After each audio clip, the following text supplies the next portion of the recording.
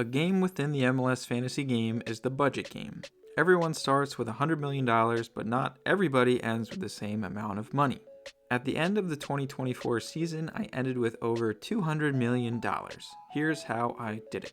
Before I go into my team building tactics, here's the official readout from the rules of the MLS Fantasy Game.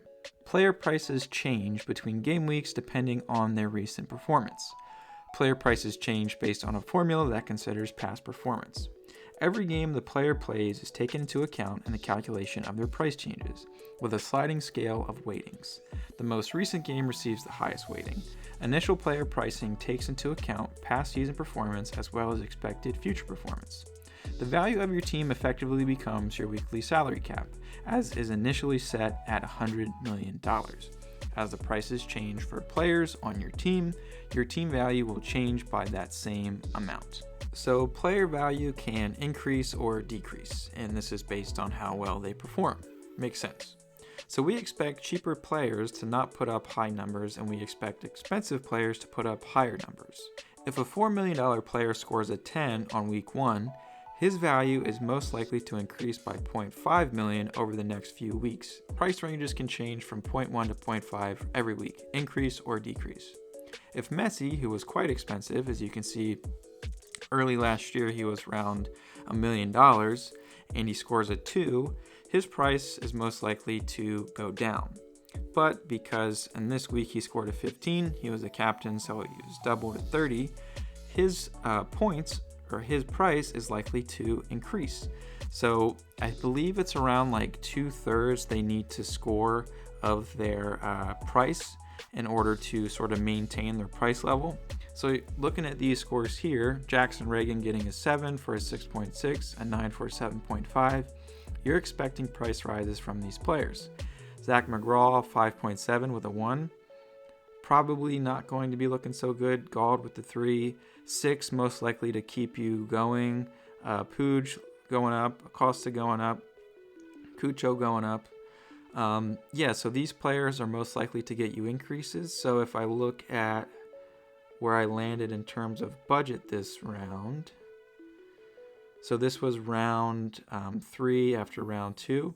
So this was round 3 of 2024, and I'm already at 108 million. So I started at 100 million, and I'm already at 108. So in the past 2 weeks, just by player performance alone, like I wasn't going for too many sneaky plays here, I was able to increase my team value. So that's, one of the main ways is just by playing well and performing well, your player value will increase, your team budget will increase.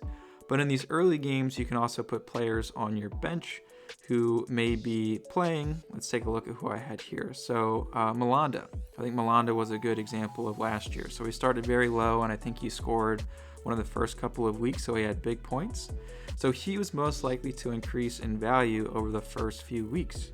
So a lot of us would just throw Malanda on our bench. Regardless of his score, his value would most likely increase, which would therefore increase your team value. Throughout 2024, I would say it was a combination of definitely playing the players that I wanted to play. And then in the early rounds, I would also play those players on the bench who most likely would give me a price increase that I don't really care about. Another thing to keep in mind is the lowest point value. The lowest value a player can go is 4 million. So if you want to put one of those players on your bench, if there's a 4 million defender starting, I would highly recommend that in the early game, as if he gets a decent score, he's most likely to increase your team value, and he's not even going to impact your players on the field. So as you saw from the official game rules, there's no exact science. I'm sure there is, but not anything that they really share with us. Keep in mind that 2/3 rule for how much they're worth. You want them to at least score that many points to maintain their value, and it's also weighted across many games to see how high or low their value will increase or decrease. So overall, I'd say it's pretty much an art form, but play the players that you want. I like to focus on team value in the early game, as it's something, the game inside of the game, it's pretty fun to keep up with. I think this is the highest value I ever ended with in a season, over 200 million. As you see with my team set up for the end of the year, I wasn't even using all that budget, but you really appreciate that flexibility as you get to the later stages of the game, so you can afford whoever that you want to start on your team. I also want to give a shout out. Blaine from the MLS Fantasy Boss also put together a helpful video, so be sure to go check out his as he goes a bit more in depth. But I just wanted to give you guys a high level overview on how to work your team value in the early game.